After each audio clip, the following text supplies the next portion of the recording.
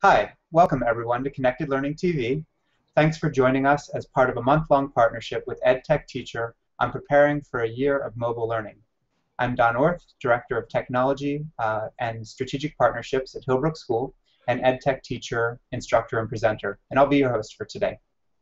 Throughout August, we are taking an in-depth look at how to prepare for a school year that, for many educators, will include heavy mobile and tablet technology integration for the first time. Today we'll be helping you unpack some of the logistics of getting going with mobile devices in your learning space. But let's go over a few quick details before we dive in.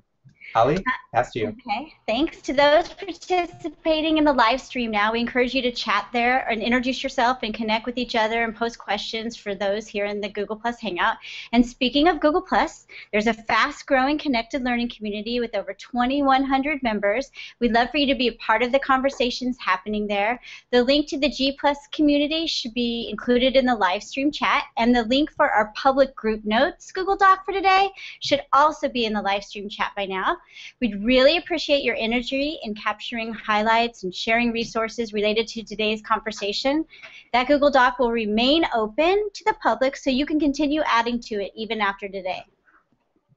Great. So we are also joined by a great diverse group of people here in the Hangout, and I wanted to give everyone a brief chance to introduce themselves. So let's just take a moment to know who you are and what you do.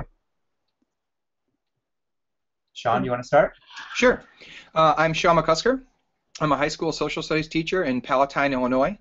I have been working in a one-to-one environment for a year. I run one-to-one tech chat, which is a Twitter chat that kind of focuses on best practices. Great. Holly? I'm Holly. I'm from San Diego, and I am a full-time ed tech teacher, presenter, and instructor. I've also been doing technology integration for over a decade, so I'm happy to give some experience today. Great. And Beth? Hi everyone, I'm Beth Holland, and I'm also full-time with EdTech Teacher, but I'm on the East Coast in Newport, Rhode Island, and I'm an instructor. I do a lot of elementary work, a lot of iPad work, and I'm also do most of the communication, so I alter ego as EdTech Teacher's Twitter handle. So I'm definitely around and have been working a lot with the iPad initiative for the last few years. Great. And I mentioned that I work at Hillbrook and with EdTech Teacher. My name is Don Orth again. And we've been doing iPads, one-to-one iPads for about 3 years, and lots of interesting stuff going on. So we'll kind of dig down into it right now, I think.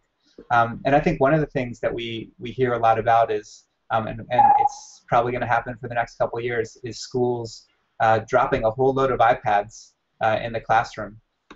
So I wanted to ask you, what would you, kind of each one of you, advise teachers who receive iPads in the beginning of the year in advance of their students and are told to get comfortable or or to learn how to use these? What kind of advice would you give them?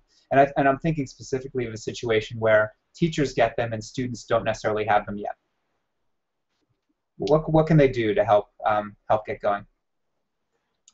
Well, I'll start off. I think that it's just kind of important to see how it fits into what you're already doing, and then get comfortable with the device so you can see how you're going to transform your lessons. I think a really good way to do that is to just pick a lesson that you have that works and start trying to see how you might supplement that lesson, or just start with replacement and see how you can take some initial baby steps, what you can do, what you can't do, so see where the barriers are to simplify the process of implementing it. And that's just a very early way, when you just have this device and not much training, to get some sense of what it really means for your classroom.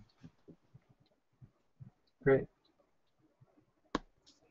So I'll go next, and I say before the kids have the iPads, and when you first get them, you need to try out your lesson before you go into the class, because you have to make sure that you work out the kinks. I have a lot of teachers who walk in and say, okay, let's do an iMovie on whatever, because iMovie's on the iPad, and it's really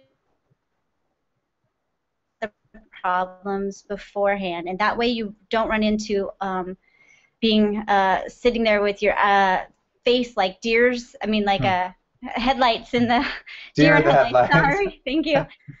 Which happens a lot. So try it out first. Great. How about you, Beth? I think both Holly and Sean made some great points, definitely trying things out. But I also think to start, as Holly said, not starting with an app, but thinking about what do you really want your students to do?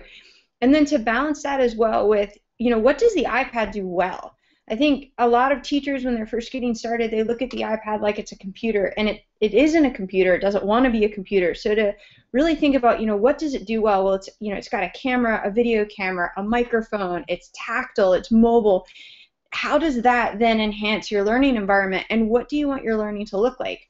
So to really think about, what am I able to now bring into the classroom that wasn't possible before, and then how can I use that to transform the way that my students learn? And by starting that way, I think it's a little bit easier to start to understand, well, where am I going with this device, and why might I want to bring this into my classroom?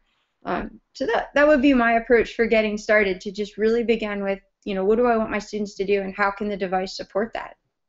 I could if I could extend what Beth said just a little bit, I think that she raises this really key idea that before you even start grabbing the iPad and doing things with it, it's good to start having the conversation about the why and how you're going to implement the values of your school. Schools are based upon these mission statements and values, and that's really not going to change. An iPad isn't going to alter what you're trying to do for your students. So if you can have a conversation about how you're going to integrate the devices into all the things that define your school, it's going to help you to make a lot of the hard decisions that come up in terms of, like, how are you going to reallocate time?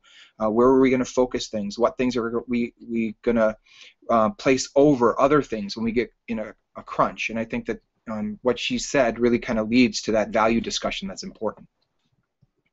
Yeah, that's a great point. I mean, it's so I think there's sometimes a tendency for technology to kind of shift focus, and folks to feel like, oh my gosh, I have all this stuff now, I got to use stuff, and you forget about what your mission is, what your curriculum's about, and all of a sudden, like, how do I just use these toys, right? So I love that you're reminding us to focus on that. I would also add, just as a practical piece, I think about the highly mobile world we're moving into, and what something like an iPad can do. It untethers you from a space. So in a very practical sense, think about moving around more in the classroom. How can a device like this help you move and circulate in a way that you couldn't do before? Because now you have a lot of resources in the palm of your hand. Potentially, if you have something like an Apple TV or reflector, you can actually project the work you're doing onto the board. But at the same time, you're moving around, and actually that kind of movement changes how you relate to students. It changes the feel of the classroom, and it decentralizes, really. So just a small practical piece that I think it's worth thinking about. So okay, so let's move on to the next one. So that's kind of more when a teacher has a device, and again, I think a lot of schools start with this whole idea, like, let's give the teachers the device first, give them a year to test it out, and we might want to, as we come up with more ideas, we might want to tap back, because I think that's happening more and more. What happens, the first day? The next step is a classroom of iPads. Like Holly says, you walk in the first day or the first week, and as a teacher, you're looking at 20, 30 students sitting there with iPads, looking at you expectantly, dying to dig into this thing, right? So what do you do? What are some ways to start thinking about that? So anybody's welcome to. I'll go first again, I guess. Yeah. It's hard because you have these devices and you want to use them effectively, but I found myself sometimes using them in ways that were a little bit forced and a little inauthentic, and just trying new things. And I thought I think that's to be expected. I got really good at asking my students, what could we do? Here's what I would give them a learning objective, and let's brainstorm. What are some things that you feel comfortable doing? And that helped us move and kind of stretch ourselves to some new skills. And then as we developed some patterns that really, really worked, those discussions led to some creative ways to use lessons that use the devices I never really would have thought about. And in the end, it really came down to, whenever I let the students create examples, I like to say individual expressions of their learning. When they were using them to create individual expressions of learning, they were always on task and really excited. So that's kind of where I gravitated to after my first year. And Sean's coming at it from a teacher perspective, using the iPads in the classroom, and I'm going to come at it from more of a tech director perspective. When teachers have this, they need to be okay with failure. And I grabbed this term from Jenny Magira in Chicago, and she says it's a hot mess at first. And be okay with it being a hot mess, and be okay with failure, because you need to model that for your students, that it's not always going to be perfect, and that we're all learning this together, and that we're kind of almost having a shared knowledge. And that's really important, to let teachers who have usually been the sage on the stage be okay with failing in front of kids, and also failing. And that's not in our culture, in our school culture right now, and it needs to kind of get in there, and iPads sort of open the door for that, because you're going to fail. It's going to happen when the wireless goes down. Yeah, and I would add on to that, one of the initiatives that I'm trying to push this year, we have 2 tech coaches now who are part-time teachers, part-time tech coaches, and they're meeting with every teacher in the beginning of the year and just talking about, we're year 3 in, but we're still learning a lot. And one of the areas that they will talk about with teachers is identify an area where most likely you're going to fail terribly. Like, actually say it. Like, this is going to be so out there that we're probably going to bomb. It's likely we're going to bomb. Let's identify it as a place we're probably going to bomb, but let's just totally go out there. And I think it's helpful. It's, we talk about failure for sure, but then, like, what does that look like? Where can I fail? Is it really okay? So how can you almost, we talk about integrating iPads in a small space, maybe a unit or a lesson. Can we talk about failure maybe in a small isolated area, so that it's super safe? Like, we're going to fail here, but we're going to try it anyway. And then, kind of tapping into what Sean and Holly are talking about, build a partnership with students, even talk to them about, we're going to leap so far out there, we're probably going to fall terribly, but let's work together to really try to make this happen. So I think there's such cool opportunities when, yeah. Go ahead. No, that's that. Yeah, there we go. It's kind of crowdsourcing your leadership. Yeah. And letting the kids be leaders, and doing things like Apple Genius Bars, which we can talk about later, but it's okay with crowdsourcing leadership when you have these devices in your classrooms, being okay with it. And I think that you're talking, again, that's a part of the culture that you're talking about. A lot of high schools, a lot of schools, whatever level of school really, teachers know that they're going to fail, and they want to make that really public. But what you want to do is you have to empower your teachers to fail and give them time to actually share those failures. We're all going to be making mistakes, but when we share those, we can avoid a lot of those mistakes being repeated simply by offering them. The failures are gifts to each other as well. And I have plowed my way through a lot of different problems by just owning it, and modeling that failure to my students, like you said, Don, is so important, because then they don't feel bad. When they make a mistake, they will raise their hand and share that failure as much as they will a success. And then the whole class, accepting failure is a momentum builder. And in doing that, you can push your school and your class together a lot faster than if you hide that. Yeah. So Dawn was at ADE. I wasn't. I wasn't there in 2015. But but anyway, so exactly tell them what you guys did to like deal with failure. Exactly. No, we were working with kind of an improv master, and unfortunately her name escapes me. I don't know if I'm going to have to look it up and give her credit for this, but we were working on failure and kind of doing some tricky things, and some things that required some coordination. And every time we failed, we did the failure bow, and kind of we threw up our hands and said woohoo, like that. So fantastic, and really, I mean, turns that failure into a celebration, and that, again, you hear this. It's okay to fail, but then what do you do? I always think, okay, great, we're failing. Ideally not always, but we're failing. Like, what do you do with that? Raise the energy, you celebrate maybe, and then like, okay, now where do we go? Let's go for it. We got, like Sean's talking about, momentum. That's powerful. How do you use that momentum of failure to actually do something that changes what you're doing and creates kind of a positive situation?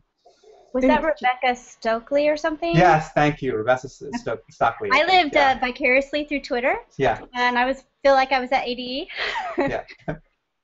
Yeah, it was fantastic, and she was amazing. But that's something I will not forget, and we'll be doing that for sure this year. If I can jump in one sec, just on a flip side of it, though, I think one other thing to help people realize it is okay to fail, but is also to let them know that each project and each activity can be a building block towards that success. And I know a lot of the projects that I would work on with my teachers, the idea that we would improve on it each year. So we'd come back and say, well, what worked, what didn't work. But I think building in that debrief to say, okay, it failed, but why? Or it succeeded, but why? And then having those notes to be able to come back to it later, because we had a lot of projects that were great by year 6, but year 1 and 2 definitely weren't great. And so it took a lot of time to build up to that point where we said, okay, we've used all of the technology we have available, and we've used it in effective ways, and we've empowered our students, you know, as communicators, as collaborators, and as learners. So to know that it's okay that it doesn't happen. And I think the last piece of it, I used to tell my students, sometimes we would just have to abort mission and realize that if it's not working, it's not working, and that's fine, and we're going to stop right where we are, and we'll move on, and we'll talk about why it didn't work, and then just keep going. And that's a good time. That's why it's important, as it is with any lesson you do in education, to know that learning objective and know what you're trying to get to. And as soon as the technology gets in the way because maybe you don't have it mastered or you chose the wrong tool, to know when it's the appropriate choice to abandon the technology and when it's time to just keep with it and pursue it. And if you have a learning objective locked in and you know what you need to do, it's a little bit easier to make that choice. Yeah, absolutely. And I wanna bring it down to the ground also. And I think I've heard Beth talk about this, but can you imagine, you know, first week of school, first 2 weeks of school, a couple things, you know, a teacher new with a classroom room full of kids with iPads. What's something that's manageable that you can do that could be successful, that feels good? You know, because it's nice, you know, absolutely failure is important. It's nice to have successes, as Beth was talking about too, and I think we all understand. So can we give folks some practical, like, give this a try? This is something that you can build on. Can I start this one? Yeah, please. Yeah, I was actually talking to a group of teachers in North Carolina about that today, and we broke things down, and we were talking about, well, what could we do on the first day of school? Yeah. And the one thing that everyone gravitated towards was, you know, we have a camera. And this could work whether it's an iPad or a Nexus device, or if you were using, you know, Chromebooks or laptops. Just about everything now has a camera. So what could you do to capture that first day? And we were coming up with ideas like students being able to take their own self-portrait for the first day of school and then being able to compare it to the last day of school to see how much they grew, or recording a quick video of themselves, almost like a mini virtual time capsule, to say, you know, here's what my hopes and my aspirations are, and here's what I want to achieve this year, and know that they could come back to it. One elementary school teacher said that she really wanted pictures of all the moms with the tissues when the little kindergartners were coming into school for the first day, and she wanted to capture that. And so we had all of these ideas going by just saying, what can we do with a camera? And again, that could be, you know, an iPad or any other device. You know, we're all sitting here right now on computers with webcams. Those are just as valuable to use to just capture those quick moments and know that it could then get built into something else. You know, maybe it becomes fodder for a writing assignment or a poetry project, or, you know, even a math assessment. I'm looking at Sean's bookshelves as he nods his head. Like, we could measure all of the angles and estimate numbers, and there could be a zillion things going on with just a simple picture to get started. Yeah. And I love that, and I would just add to that, you know, again, starting with one piece, one application, right? You can also add in the whole digital citizenship component. Like, okay, so we're doing this camera, we're capturing, you know, what do we need to think about when we're taking pictures? Because that's something they need to know about, right? Do you just take a picture of anything, and what do we do with that image? And, you know, do we need to ask permission? So I think you need to build those pieces in too, because it's overwhelming. Seems like there's so much we need to teach students. But again, starting. An idea? Yeah. Go ahead. Yeah. An idea that someone shared during a one-to-one tech chat, Erin Olson, with her middle schoolers, wanted to show them the span of information that you put on the internet, and to try and teach digital citizenship. The first activity she did was having the students. She gave them 5 minutes to search anything they could find about her, and come up with what background they could find on her on the internet. I love this idea. And then it shows students just how much they can find. Every place that she lived, where she went to college, anything that was digital, they could find it. And then she said, so think about the work that you do this year. That's how permanent this work will be. And what do you want the lasting impression of the work you do in this class to be? And I think that there's some value to starting off with that, because it has weight and gravity and authenticity to show them, you know, the stakes of the work that you put out there, both positive and negative. It's just an eye-opener for some. And then there's the idea of not just the camera, but recording yourself reading at the beginning of the year, say if you're in kindergarten, first grade, second grade, whatever, and hearing how you start out with your, you know, phonetics or whatever, and hearing that again later at the end of the school year and seeing or hearing the growth. Because I know when people tell me that a student reads at a 5th grade reading level, I don't really know what that means. Right. I think I know what it means. But if I could hear a student at the beginning of the year and then hear them read that same passage again, I would have proof of growth. Yeah. And not just for us, but also for them to see their own growth. Because sometimes students are the first ones to discount what they've learned. I love to do pre and post quizzes using Socrative before units. Not just for me. It's great data for me, but it's fantastic for the students to be like, you know what, I can't say I didn't learn something. Because they can see it. It's really easy for them to look. So maybe a beginning of the year quiz of some kind or a poll just to get some sense of what they think they know, and then you could follow up at the end of the semester or a few weeks in to show them how much more comfortable they've become with what you're doing in class.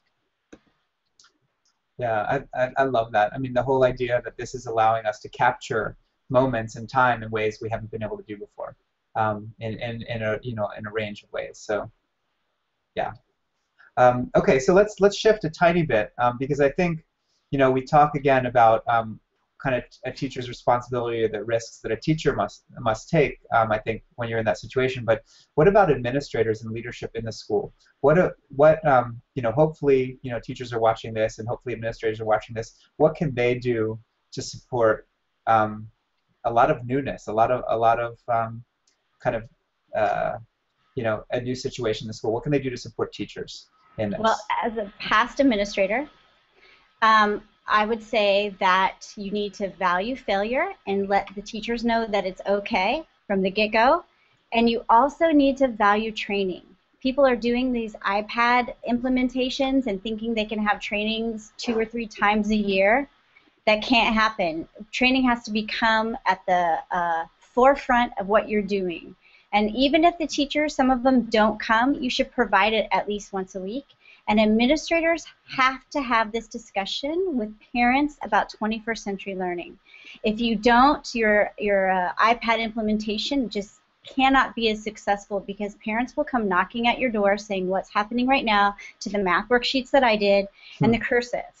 If you're still doing cursive, that's good, but maybe you're not anymore. You're doing keyboarding or some other thing, but that's how administrators can support the teachers.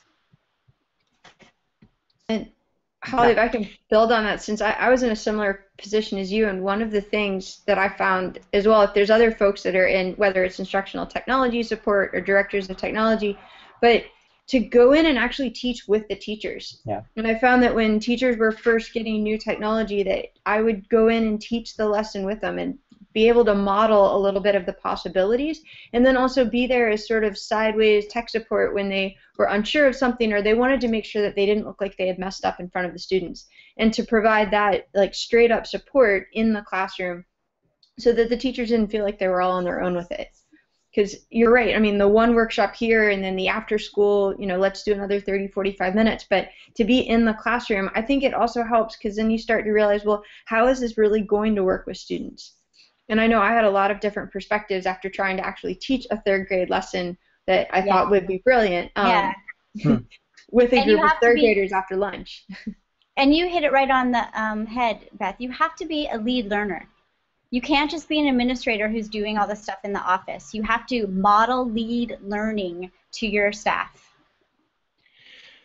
Yeah, and with that, I think, comes the failures. If you, as much as the teachers make mistakes, and administrators and teachers are both going to make mistakes in how we're trying to make the tech implementation work, and if we can be honest with each other back and forth when we make mistakes, we're going to be forgiving of each other.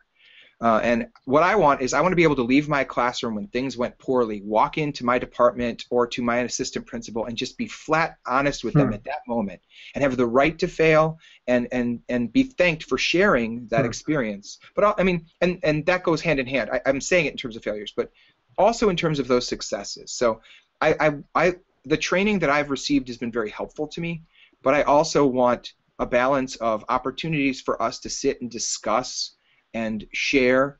I guess what I'm trying to say is structured and unstructured training time for us to process what we're going through and congeal it into like solid gains that we are going to codify for future people who jump into technology, if that makes sense. How would you do that though, Sean? Or ask your administration to do that for you? Well, when we first started our pilot, many people asked, and we were able to get the first day of our iPad training as a mini ed camp. So we had the opening part of it, a mini ed camp, like to let us address what is it that we have identified as our learning needs, and then we met them, and it was fantastic. And then in the afternoon, we had something more structured, so that we had like the institutional needs of our district and the accountability pieces, and just their sense of their interpretation of the objectives that we had before us, as well as the teachers' interpretations of those objectives. And I felt that was pretty satisfying from my perspective. Yeah, I wonder. I also think about when I work with other schools, I always ask the leadership who usually schedule professional development, what are your expectations of teachers? Yeah. And are you being really clear about it? Because often there isn't a whole lot of clarity, right? It's like we're gonna get this stuff, we're gonna give it to you, it's gonna be great, and we'll get some PD for you, but like there's no clarity around what do we want to see, and what do we consider a failure and a success, and what is okay and what isn't okay, and how are we going to communicate and build? Like that clarity from leadership, I think it's vital, and it's so often not. I rarely see. I ask and usually get this kind of blank stare, like, so I think you need to define that. At the school, one of the schools that I know, let's just say, they got iPads because it was sexy. And there was no vision. Yeah. And the teachers always complained about the vision, not having a vision, but they should have required the administration to give them a vision, because how do you know if you're succeeding if you don't have a roadmap? And people just sat around and bitched and complained about it the whole time, but they should have gone to the administration and said, what are we doing here? Yeah. So teachers have to ask. And Don, when you said when you were talking about what success is, I think it's like, you need to be clear what will constitute a successful program at the end of the year. Yeah.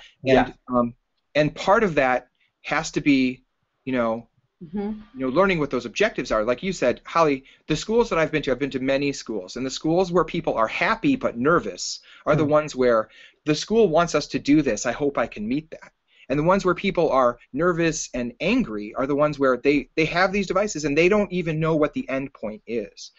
And so for me, when I go into a school and I'm working with them, one of the first things I have to ask is like, what will make this successful for you? And then let me help you build towards that. And if it's that you need to discover, whatever that success that you've defined is, it has to be accepted by both administration and teachers. Because the other confusing part is when the teacher's view of success and the administrative view of success is not in sync, because that's going to create a dissonance that's going to cause a disruption all year long until you get together on what's going on.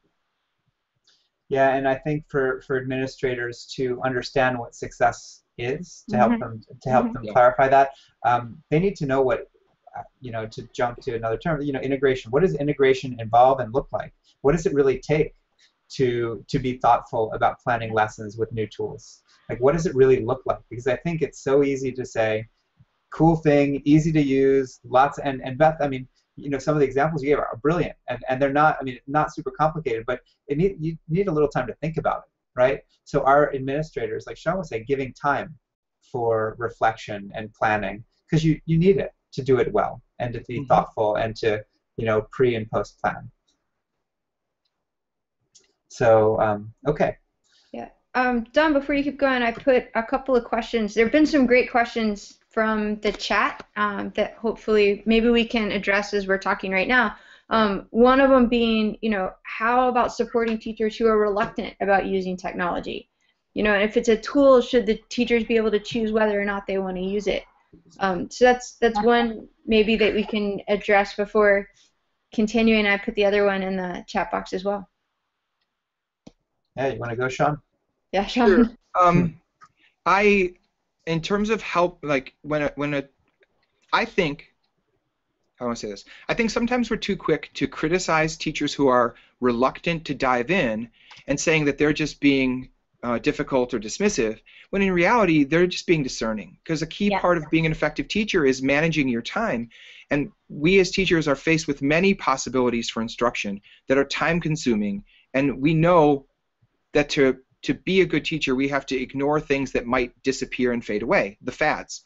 So I think that it's important for teachers who are a little afraid to adapt to listen to what their concerns are, or maybe talk about what the identity of their classroom is, and then help show them how the technology won't become a new thing, a new hoop that they have to jump through, but can be a platform by which they can get more of what they're trying to get in their classroom. And if you can show a teacher, a lot of the teachers who are hesitant, they don't want to lose effectiveness, and they're afraid that this new thing is going to stop them from being effective. And I think that it's a choice to be responsible that they're worried about. They want to be responsible and keep learning happening. So if we can show them what it is that they want and how these devices are going to help them get further and be more effective, they're going to transition, because I believe truly that the teachers are responsible and want to be professional and do their jobs. They just have to see that this isn't a distraction, not something shiny. Well, having done this for so many years, the technology integration and helping teachers do it, there's one thing I know to be true. Any teacher who is reluctant just really needs you to hold their hand. Yeah. They just don't know how to do it, and as soon as you hold their hand, they are on board, and that's what we need to remember. Give them support, and they'll come along. But in terms of not wanting to use technology, that's like being a doctor and not wanting to use a nurse or a stethoscope or whatever it is. It has to happen, and if you give them the support, they'll come along. Yeah, and listen. I think what you're saying, Holly, you're so right. And the most basic form of support is just to listen to their fears as they come in. Yeah, and I wonder, I just thought of something while we were talking here, and I just wonder, there's an immense amount of pressure that comes with this, even in the best leadership. You say, use it when it's appropriate, use it when it makes sense. It's not something you use all the time. There's still this huge pressure because, teachers want to do well. They want to, serve their students, and so. There's pressure from students. There's pressure from parents. It's unavoidable, right? So internal pressure. Absolutely. Mm-hmm. So how do you shift? And I don't know the answer, and maybe I have one suggestion. How do you shift focus away from that pressure to learning in a way that's not threatening? Like maybe it's observing. Allow this, if you have a culture of peer observations or opportunities for that, maybe it's just this teacher going in and observing classes saying, there's absolutely no pressure on you to use this thing at all, but why don't you there's some interesting things happening in areas, take a look, see if anything kind of sparks it. So there's not this pressure to use it, but just to start, thinking about the options. And I'm not sure if that's, but just, yeah.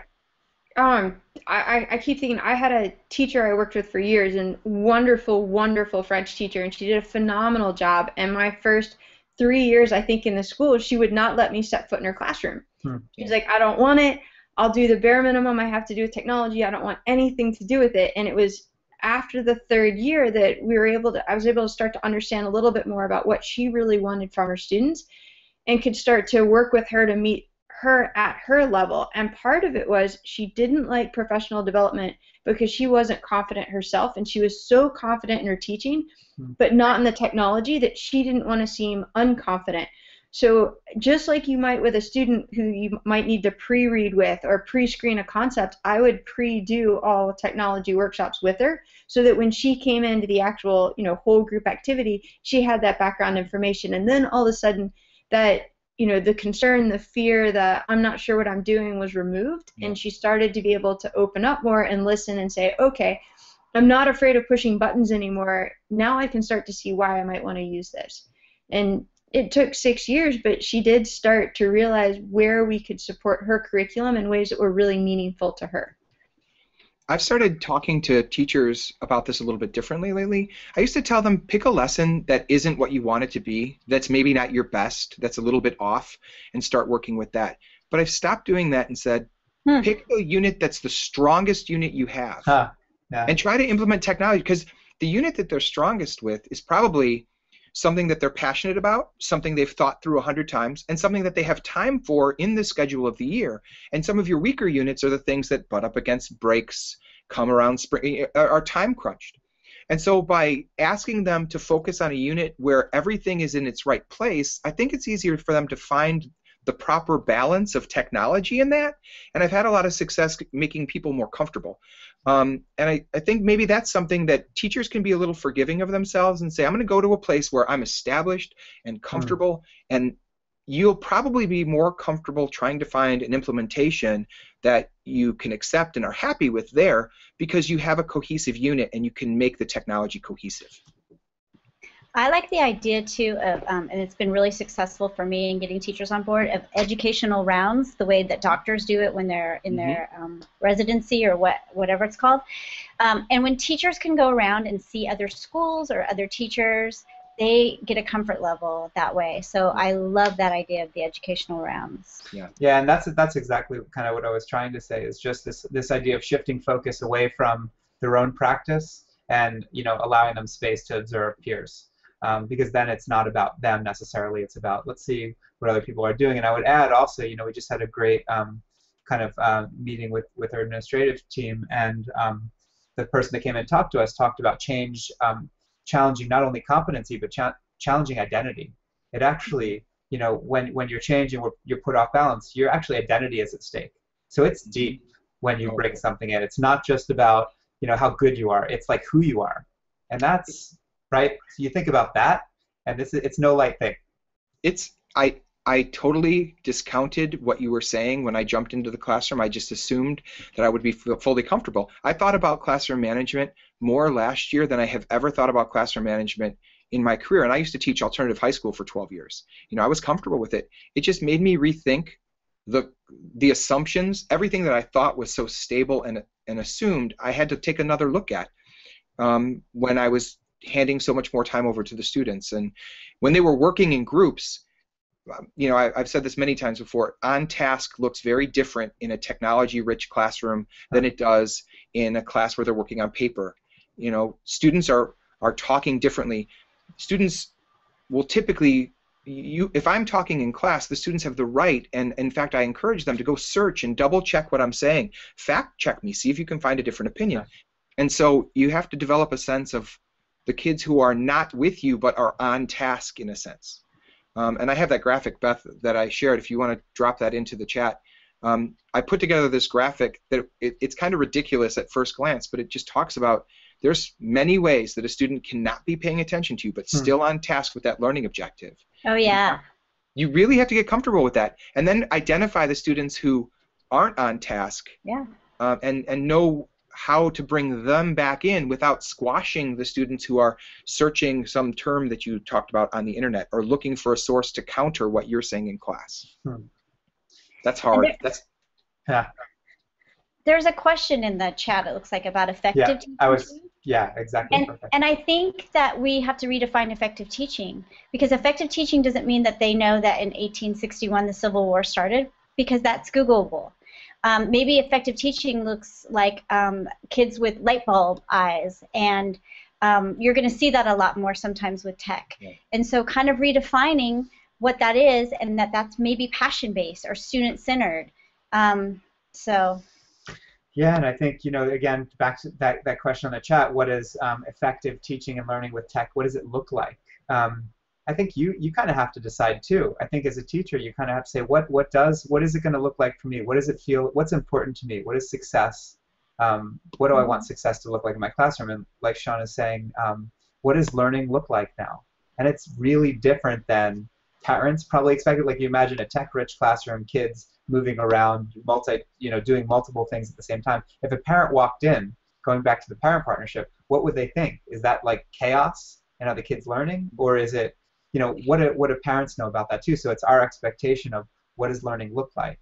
But we have to kind of have an idea, because it doesn't look the same as it used to. It might be taking risks. Yeah. It's messy. Might be effective. It's messy. Sometimes it's messy. You know, Don, in line with what you said, the first time I was evaluated this year, I sat down with my department chair and I said, I just want to warn you, it's going to look differently. Here's what this might look like. Yeah. And because I was able to have that conversation, I think it's really important for teachers who are, like, for instance, if you're in a pilot program, to have a conversation with your administrator about exactly those things, because like you said, they come in with an expectation. The first thing a student teacher is evaluated on is, are you in control of the classroom? Yes, yes, And yes. the first thing I learned about one-to-one is sometimes I shouldn't be in control of the classroom. You know, I like to tell people, we talk about your physical presence and proximity control. You stand close to someone and you can stop their behavior and they'll be in line.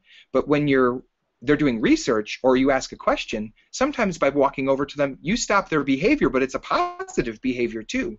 So I've really had to think about when a situation is a discussion to stay back from it and let the students own that moment and not inject myself.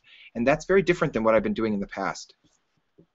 There's the idea too of the mental break. Like if a kid is doing something and searching and then takes a mental break and maybe goes, I don't say they should do this, but goes to YouTube for 2 seconds or 2 minutes and they come back into where they were, they might have more learning in that coming back in because they took that break than they did if they just plowed through it. And we have to be okay with that as educators with kids with devices. Mm-hmm. Yeah, I mean, so today I had this retreat with my iPad doctors who are kind of my kind of tech group helpers and things like that, and we were talking about some kind of dry stuff, like what kind of tech resources can we build for the school and for your classmates, because I think actually student-built resources and support is hugely powerful in this whole thing, and having a core group of students who can support teachers as well. But all of a sudden they started talking about Minecraft. And all of them, they just lit up. They were on fire.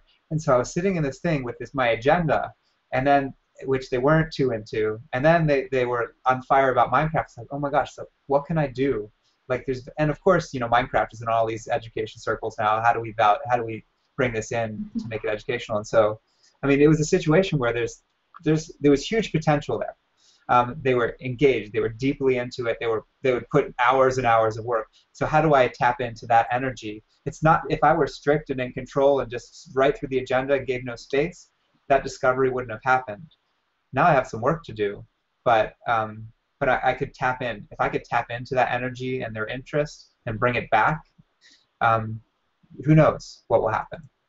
You're going to allow them the next time they're playing Minecraft to touch upon your lesson when you do that, and that's really what I want. I want the tendrils of learning. I want the fingers, the concept to reach into. There's nothing better. My goal is always to have my lesson be part of the dinner conversation, but if I can make it part of their video game conversation and it's meaningfully connected, heck yeah, I'll take that.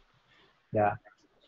Yeah, there's and I think like we've been talking about, we can't imagine, if we're so tight, we're not going to discover with them. They're going to bring things in that we never would have brought in as teachers, as adults. So if we allow those opportunities, we're a step ahead of the game and in their world, which is really hard to do if we're not permitting that. Well, Don, you were talking about tight versus loose, and I think that's also true with the homework assignments we create. I used to have very specific, very rigid, very final things that would be turned into me, and I find that the more open I leave their interpretation of what they've learned, my mind is blown by the things that they create. A student could have done a Venn diagram, and instead they made a 12-minute video. Another student could have just made a poster and instead sculpted 7 industrial philosophers. And I look at those things. I would never ask you to do that, but it's what they wanted to do and what they were passionate about. And I kind of feel like in the past I look back on what I used to do and see places where I was standing in their way. And I guess a part of what I'm doing now in the last year or two is I'm learning to get out of their way, and when I'm in their way, but also to be supportive in the places where that support is still essential. Well, supportive and a guide, right? Yeah. How do you guide them on the paths they need to go? Yeah. Well, we know research shows that if we want kids to get skill development and growth comes from engagement. It doesn't come from busy work. And so if we can foster that engagement, that's effective learning. Yeah. So this sort of segues into the impulse. You have a question here about the impulse to choose the best apps ever. Like, I'm going to go in and just get the best apps. And then I'm going to, there's the best. I got a list, private list I'll maybe share with you. But yeah, so. There are some game changers for sure, though, in my opinion. So what is the balance? How do you approach that? How do you kind of balance between just searching for the best apps that potentially could transform your curriculum, or other ways to look at that process? Mm-hmm. I'll throw out that I started off this last year thinking that when a new app came out, I could jump to it, and I felt like I overwhelmed my students with too many possibilities too quickly. And so what I started doing is by the time I got to April or May, when new things came out, I would hold off on maybe implementing them because I felt like it was more of a distraction. And I really came to the idea that a student needs to be fluent in the apps that you're going to use regularly. So I limited myself to things that do essential processes, but I gave the students the right to, in their comfort, use other apps and bring them in so long as they could, if it completed the learning objective and they could turn the assignment in or complete a learning objective effectively with it, that was okay. But I tried to not, you can deluge them, and if you have 6 or 7 teachers in the course of a day and every one of them is using 6, 7, 8 different apps, it can be too much. So I think it's important for us to look and make sure that we don't overwhelm them by constantly throwing out the best new thing. Well, and I feel kind of, I don't know if it's the opposite or just different. I feel like they should be, they should know design. And if they know good design principles, and it's kind of a thing that I have, friends don't let friends use word art, I can tell them to use iMovie, I can tell them to use TouchCast, and they have the principles down for making a product that other people want to consume, and that's super important. And once you've got those design principle, creation literacies, I like to call them, down, then you can say, you know what, pick one of these apps. And you don't have to learn iMovie per se, you just learn design.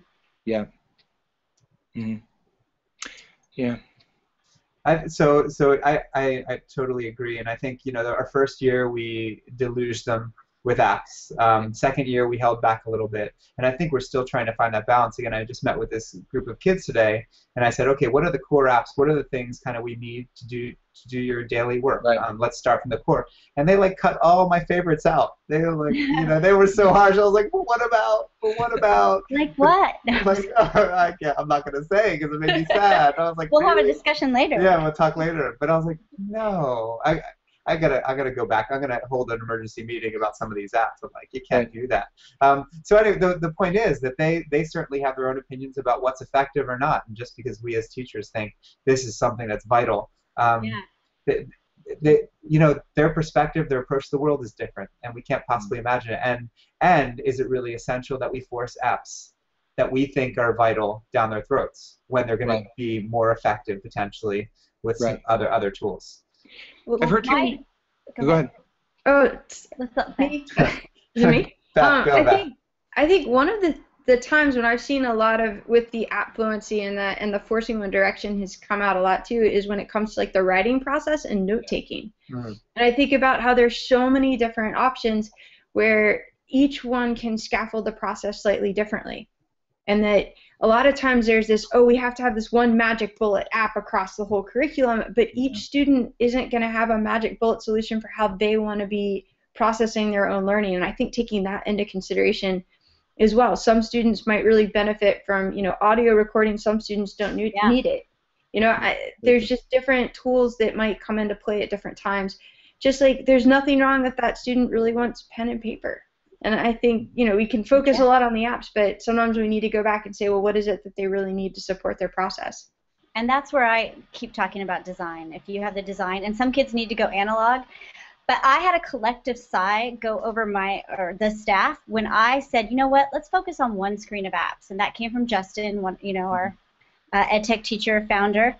And once I said, just focus on a few apps and get those down, they were like, okay, I don't have to go collect apps all the time, and that was a game changer at my school. Yeah, and then you can really start focusing on digging deep to find what you can really get out of some of those apps that you're doing.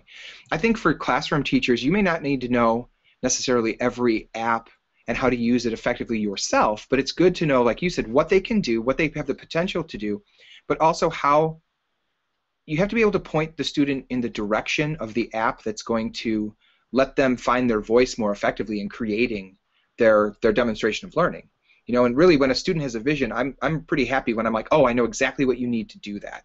And so that level of competence, it's a different level of understanding the apps than being able to use it yourself, but it's helpful to give your students voice. Yeah, and I was going to shift a little bit and talk about kind of the new dynamics of teaching and learning in a classroom full of iPads. When you bring iPads in, what are some of the things that change? What I don't know if I'm asking this very well. What do teachers do? Might teachers be concerned about or worried about? And what are some ways to kind of hit those head on? Does that make sense? Yeah. Maybe, sort of. Yeah. Well, can we talk about, since you're here, Don, a little Yeah. bit about when you have iPads in the classroom or devices, then you need to talk about space because you don't need those rows anymore. Right. And I think that's an essential part of any kind of device pilot is the next step, talking about the space. And I'd love to hear what you have to say about that. Yeah, thank you. Can we do that? Is that even on? We could do that all day. We don't have a whole lot of time. So maybe I'll just go briefly because there's one other thing I wanted to make sure we touch on is kind of and I don't know if we're gonna have time if I do learning spaces, the increase of digital work. So I'll do learning spaces briefly and just tell you briefly the story. When we brought iPads into our school, what I noticed was, we weren't a one-to-one before. We had the typical traditional computer lab, and so students were used to pretty traditional spaces. Teacher in the front, students sitting down, some collaboration. iPads came in, there was this shift in dynamics. There was more interaction between students. There was less teacher delivery because they had a lot of resources, and I think more and more students have all the tools in the palm of their hand. They have a notebook maybe, they have their iPad, and that's mostly what they need most of the time. So they could move, right? They were working on the corners of the classroom, they were working outside, but what we noticed was the furniture and the space was getting in the way of them in this new dynamic. So I think you need to think about what does a mobile device release you from? Do you need a center of the classroom? How much stuff do you need in your room? In the end, do you need a teacher desk? I know there are schools that are taking out their teacher desks. Right? So kind of radical and certainly something to talk about because you get very attached. And I would say, just as a side note, the teacher desk creates an atmosphere in the classroom that could be adversarial, right? The teacher barricaded behind their desk and a student walks in. And so, I mean, unfortunately, I'm afraid to go down this road because this is a lot of stuff. So, but just think about mobility. What are you freed up to do now? How can you move around the room? What we talked about before. How can students be empowered? Because now, if you don't have necessarily someone in the front all the time, and students can use something like Apple TV to share their work instantly, how does that change the power dynamic and the ownership of the learning that's happening? So maybe we can just, if you guys want to touch on that, kind of your experience and. It's another we day only have too. 4 minutes left. Yeah. So you All said, right. I right. want people to think about when they get devices is now you're going to see this movement, now you're going to see the mobility. Just start thinking about it as you see it happen because it's so important. It's crucial. Yeah, and again, if you try to do the same thing with new stuff and new tools and new possibilities, it's going to be the same thing. Yep. But there's so many opportunities to change how you teach, and in the space we created where students create the environment each time they build the classroom, the pedagogy has changed. You can't teach the same way in that space. Students are empowered. They own that room. They're partners with teachers just because of the space. Right. Pushes the envelope. Yeah. Greg Kulowick very simply stated back in November at the iPad Summit, he's like, does it make sense to give individual students this powerful individual tool for individual creation and expression and collaboration, and then to put them in these rows that are focused on the teaching space that is owned and dictated by the teacher? Those things are incongruent, and you have to find some congruence between what your goals and objectives are, the tools that you're using, and the spaces that you're in. So in that sense, I completely agree with you. And I just want to raise this other point, although, again, we could talk about the spaces thing for days and days. When there's an increase in digital work, I think this is a concern that I hear over and over again. Now students are creating on the iPad. How do I see it? How do parents see evidence of their work? Before it was very easy to send home a painting and parents knew things were happening. It doesn't matter what the process was. So what does that look like now? What is the evidence of work become, and how do we share that? Maybe some general thoughts on how you've made it feel like there's less being done or that folks are out of the loop. Yeah, that happens. I find that I don't have to do as many assignments because whereas before I was grading a product, now with technology, all of the products are very highly polished. So what I've been able to do is the technology allows me to watch process and to look at how the finished product is constructed. And because I'm watching the construction, I can intervene and fix the small components of how they come to that final conclusion, how their final ideas are created. And that really gives me the chance to limit the number of assignments that I'm doing because there's more interactions with how they're constructing it. Simply. Yeah. Sean, you made just an excellent point, I thought, about the fact that technology projects come off shiny, they come off polished, and to make sure that the project actually has substance and isn't just polish. And I know that I had this problem a lot working with students when the technology project started going home, whether it was posted to a class blog or they were printed out, it looked really good. And then they didn't understand my assessment criteria when, as you're saying, I had assessed the process and not the final product because they all look shiny. And I think that parent communication and then communication within the faculty and the administration is really critical because it's hard to look at something that seems like it's animated, it has music, it's shiny, it does all kinds of things, but is it just sort of a shellacked mess? Or is there really substance and thought behind it? And to have rubrics and to have check-in points and to know that the kids are actually on task is really important, and to have that open line of communication, because I'll be honest, I had some angry parents at first that didn't understand my assessments because it looked really good at the end. So that's a great point. Yeah. So we have 3 minutes left. So I don't know, maybe we have kind of a minute each or 45 seconds each. Final thoughts, anything to leave people out? The school year is starting. Folks are digging in. There's a lot of electricity floating around. Final thought or two? Mine is let your classroom be a hot mess. It's okay. Mm-hmm. Great. I'm going to go with know what your learning objective is, but before all of that, whatever you're teaching, you teach people. And if you focus on what those students need and you know what those students need, it's going to make it a lot easier for you to choose how, when, and when not to implement that technology. So focus on the relationships. The technology can enhance those relationships. It really has in my classes. And so focus on that and you won't go wrong. And I would build on that and think about what's going to empower your learners. And it doesn't have to be giant projects. It could be something that's really small that gives a student a voice that may not have it otherwise. And to, like you said, start with people and not with technology. Right.